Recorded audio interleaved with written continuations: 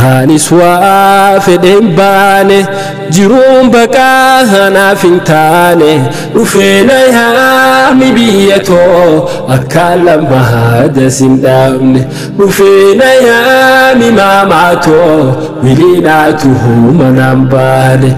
jiruun biyyaa ormaa toltus teentaatu yoo hagam booltus tola garaa gadin geenye yaadoof qalbiin takkaan teenye tollisituu hammeenyuma hammeenya maal je'een hima yaa biyyatoo isin dheeboodde lafaaf lafee too uumama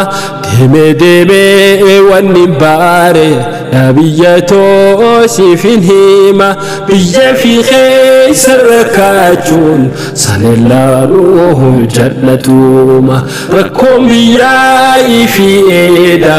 sanellaanuhu jannatuma marammartoon jireenyaatan rakkoon isiidhu barsiite fiigee daaf qabuunsus bu'aan tiyyaa ba'aa taate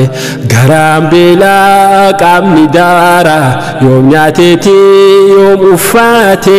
tanaaf fooyyee isinaadhaani mana baanee yoo fooyyooyte rakkoon kan daanu ariite rakkumatti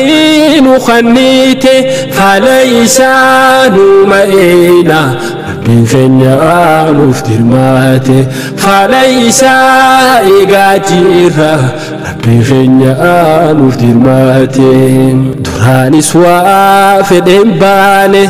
jiruun baqaa hanaaf hin taane dhufeena yaami biyyatoo akka lammaada sin dhaabne dhufeena yaami maamaatoo wiliinaatuhu manaan baane haafne lubbuun dubbanna kan dhabne maaliin obsiina yaadachuu dhaabuun hin taatu yaadannus nuuma rakkaanna hidaaduutii gandaasuuni bonyeetii waan hawwalanna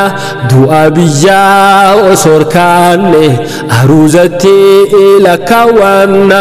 osoon awwaalatiin dhiifne osoon bonyee biraayana nuufi khaduu estokuma osoo jiru duuniyaana nuufi khaduu estakuma